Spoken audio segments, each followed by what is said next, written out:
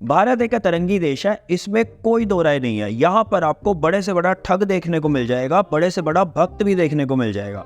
यहाँ पर आपको अच्छे से अच्छा इंसान और मजबूर से मजबूर युवा भी देखने को मिल जाएगा। तो आज हम ऐसी ही बातों पर बात करेंगे, क्योंकि यही बातें तो मजेदार बातें हैं। कोई सेंस है इस बात की? नहीं, सेंस है इस बात का। मतलब आज की वीडियो बहुत इंटरेस्टिंग होने वाली है, तो आप उसे एंड तक देखना। और वैसे भी आपको पता ही है कि हमारी बातें कितनी जरूरी होती हैं, क्योंकि हम भी फकीर, आप भी फकीर, और हमारे बीच में बातचीत होती रहनी चाहिए।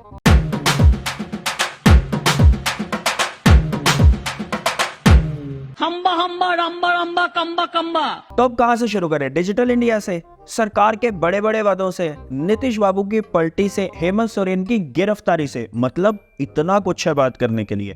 चलो शुरू करते हैं डिजिटल इंडिया से। डिजिटल इंडिया, देश बन रहा है डिजिटल। वैसे सरकार की एक बात की दाद तो देनी बनती है, आपको भी देनी चाहिए, कि सरकार की बातों में कुछ तो नशा है। ये कोई भी जुमला छोड़ देते हैं, ये कोई भी वादा कर देते हैं, ये कुछ भी कह देते हैं, और लोग तुरंत उसको सेलिब्रेट करने के लिए सड़कों पर निकल पड़ते हैं। नहीं, हम मजाक नहीं कर रहे हैं। जब आधार कार्ड आया था, आपको याद ही होगा, उस टाइम पर आपने कितना सेलिब्रेट किया था, कितना बवाल काटा गया था आधार कार्ड को लेकर। गोदी मीडिया एज यूजुअल नशे करके पागल हो गया था, और हर जगह हर तरफ एक ही नारा गूंज रहा था, मेरा आधार मेरी पहचान। कैसे सरकार उस पर बड़े बड़े वादे कर रही थी, कैसे उस पर बड़ी बड़ी गारंटीज दी जा रही थी। वर्चुअल आईडी से आधार नंबर ट्रैक नहीं कर सकेंगी कंपनियां, और वर्चुअल आईडी का डुप्लीकेशन भी नहीं किया जा सकेगा। आधार से फ्रॉड करना इससे नामुमकिन हो जाएगा। आपका डाटा कभी चोरी हो ही नहीं सकता। ये आधार कार्ड आपके लिए एकमात्र सबसे बड़ा आईडी प्रूफ बनेगा फ्यूचर में। क्या बात है? आज की डेट में सीन क्या है? आज की डेट में वही सरकार है, वही आधार है, लेकिन सरकार ये कह रही है कि अगर आपको जरूरी नहीं लगता तो बैंक अकाउंट से उसको डीलिंक कर दो, क्योंकि अभी रिसेंटली आधार कार्ड से रिलेटेड बैंक के फ्रॉड सामने आए हैं, बैंक की धांधलियां सामने आई हैं, और तो और इसमें जबरदस्त लेवल के सिक्योरिटी इश्यूज हैं। और अगर आपको कहीं ये गलतफहमी है ना कि आधार कार्ड का डाटा आपका बिल्कुल सेफ है, आप ये गलतफहमी तुरंत निकाल दो। अब तो सरकार भी कह रही है डाटा सेफ नहीं है। फिर उसके बाद वेव चली किसकी? डिजिटल इंडिया की, और उसमें सबसे बड़ा नाम जो निकल कर आया वो आया पेटीएम का, और उसकी टैगलाइन क्या थी? पेटीएम करो और कर लो पेटीएम। अभी आरबीआई ने नई गाइडलाइंस निकाली है, जिसके चलते उन्होंने ये अल्टीमेटम दे दिया है कि 29 फरवरी के बाद आप पेटीएम पेमेंट्स बैंक में ना मनी ऐड कर पाओगे, वॉलेट में मनी नहीं ऐड कर पाओगे, फास्टैग तक आप रिचार्ज नहीं कर पाओगे। मतलब ऑल इन ऑल पेटीएम का भट्टा बैठ चुका है। अब ऐसा हुआ क्यों? ऐसा इसलिए हुआ क्योंकि आरबीआई ने पेटीएम को मल्टीपल चेतावनियां दी कि भैया सुधर जाओ, लेकिन पेटीएम जो था उनकी गाइडलाइंस को फॉलो नहीं कर रहा था। हाँ, एक काम है जो पेटीएम का फाउंडर विजय शेखर शर्मा बहुत अच्छे से काफी सालों से करता चला रहा था, सरकार की शान में बड़े बड़े कसीदे पढ़ रहा था। ये झूठ है, झूठ है, झूठ है। अब अगर आप थोड़ा सा ध्यान से देखो ना, आरबीआई ने बेसिकली ये आपको सुधारने के लिए की है, क्योंकि आपको ने गंदी आदत पड़ गई थी। फटाफट मोबाइल निकाला, कैमरा खोला, स्कैन किया, और उसके बाद झट से पेमेंट कर दी। अब आरबीआई ने बीड़ा उठाया आप लोगों को सुधारने का, क्योंकि देखो एक बात तो पक्की है, कहीं पर कोई भी किसी भी तरह की फकीरी करता है ना, कटता हमेशा आपका ही है और आपका ही कटेगा। लेकिन आपने कभी ये बात सोची है कि हमेशा आपके साथ ही ऐसा क्यों होता है? आप ही क्यों रगड़े जाते हो? ये बेसिकली इसलिए होता है क्योंकि आप गूंगे हो चुके हो, आप सवाल नहीं पूछते हो सरकार से। इसीलिए अब हम हमेशा कहते हैं कोई भी सेक्टर हो, इवन पॉलिटिक्स ही क्यों ना हो, अगर ब्रूटल मेजोरिटी होगी तो आप पक्का गुलाम बनोगे ही बनोगे 110%। इस सज्जन को क्या तकलीफ है भाई? चलो इसी बात पर देखते हैं आज आम आदमी की औकात क्या है। एक आम आदमी की सबसे बड़ी ताकत क्या होती है? वोट की ताकत। क्या आपको एक्चुअल में आज ऐसा लगता है? नहीं। गुड, लगना भी नहीं चाहिए। अब आप झारखंड का, बिहार का, ये सभी एग्जाम्पल्स अगर क्लोजली एनालाइज करोगे तो आपको बड़े इजीली समझ में आ जाएगा कि आज आपकी वोट की कोई औकात नहीं है। आप जिस मर्जी नेता को वोट दे दो, आप जहां मर्जी वोट डाल दो, होना क्या है? घूम फिर कर आपकी वोट किसी एक पार्टी, एक पर्टिकुलर पार्टी वहां पर आ ही जाएगी। वाह मोदी जी वाह। मतलब सिंपल भाषा में कहें, मास्टर स्ट्रोक तो लगनी है। आप कुछ भी कर लो, और ऐसा सिर्फ हम नहीं कह रहे हैं, ऐसा ये लोग भी कह रहे हैं जो आज प्रोटेस्ट कर रहे हैं। किसके खिलाफ? ईवीएम के खिलाफ। इनका बड़ा सिंपल सा कहना है कि आप आज बैलेट पेपर से वोट करवा लो, दूध का दूध पानी का पानी हो जाएगा, पता लग जाएगा किसकी लहर है। जनता को आप मूर्ख समझना बंद कर दीजिए। लेकिन हमारा यहाँ पर यह मानना है कि ये नादान है, ये समझते नहीं है। आप चाहे किसी से भी वोट करवा लो, बैलेट पेपर से, ईवीएम से, जो लहर है ना वो तो मोदी की चल रही है। नहीं, हम मजाक नहीं कर रहे हैं। अब राम मंदिर की लहर के आगे नौकरी, सेविंग्स, इकोनॉमी, इन्फ्लेशन, इन सब की औकात ही क्या है। और जो राम को लेकर आए हैं लोग तो उनको लेकर आएंगे ही आएंगे। वैसे भी ऐसा मौका कहाँ बार बार मिलता है जब देश की बागडोर, देश का पीएम स्वयं विष्णु का अवतार हो। प्रधानमंत्री इस देश के भगवान विष्णु का अवतार है। मतलब देश लिटरली भगवान के भरोसे हो। नहीं, आपको यकीन नहीं हो रहा, आप बिहार का ही एग्जाम्पल देख लो, वहां पर क्या हो रहा है। वहां पर सब भगवान भरोसे ही चल रहा है। नीतीश कुमार ने आखिरकार सीएम पद से इस्तीफा दे दिया। इसके बाद बिहार में महागठबंधन की सरकार गिर गई और नीतीश कुमार ने एनडीए के साथ हाथ मिलाकर एक बार फिर से सीएम पद की शपथ ले ली। बिहार में वो इंसान पलटी मार मार कर हर बार सीएम बन जाता है जिसको हर बार जनता सबसे कम वोट करती है। अब ये भगवान की लीला नहीं है तो और क्या है। अच्छा, और बताते हैं, इन्हीं नीतीश बाबू को बीजेपी का तकरीबन हर नेता एक महीने पहले तक पानी पी पी कर कोस रहा था, सोशल मीडिया के ऊपर, गोदी मीडिया के ऊपर। क्या वो किसी बीमारी से ग्रस्त है?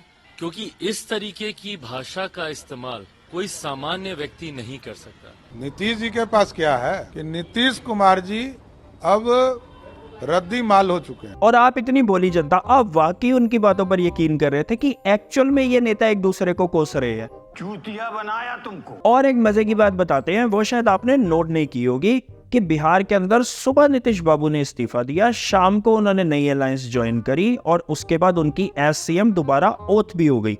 मतलब इतनी स्पीड से, ये तो वंदे भारत वाली स्पीड हो गई।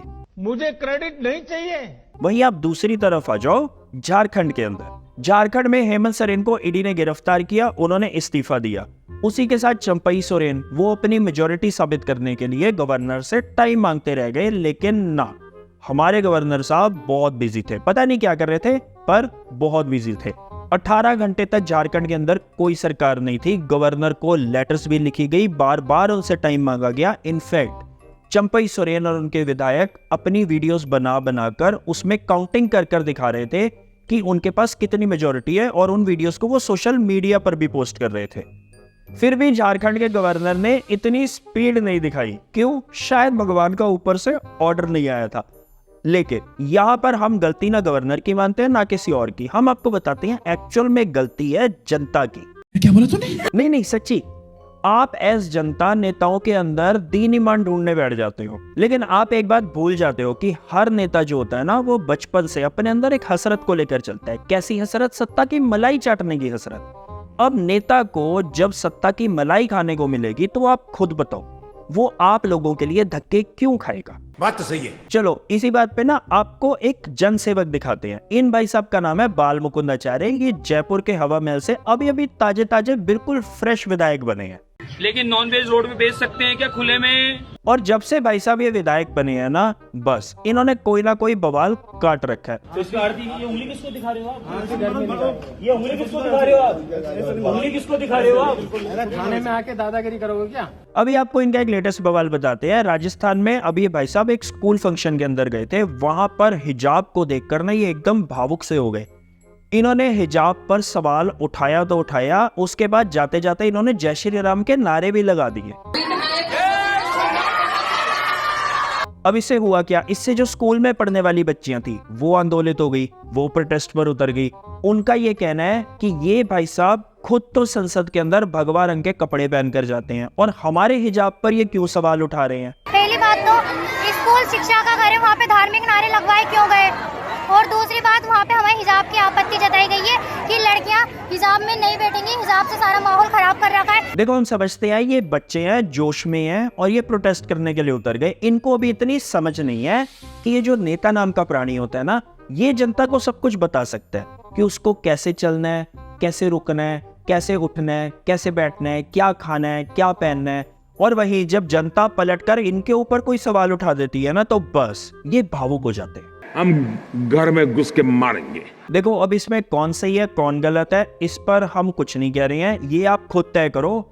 वैसे भी हमें पता है तय करके कुछ नहीं होने वाला है, आप क्या ही कर लोगे, क्योंकि ये बात तो पक्की है कि नेता जनसेवक हो या ना हो, जनता तो नेता की सेवक बनी चुकी है, और खास करके यूथ। नहीं हम मजाक नहीं कर रहे हैं, यूथ की हालत बाकी खराब है। अब खुद देखो ये लोग सड़क पर प्रोटेस्ट कर रहे हैं आधे नंगे होकर, किस चीज के लिए? नौकरी के लिए।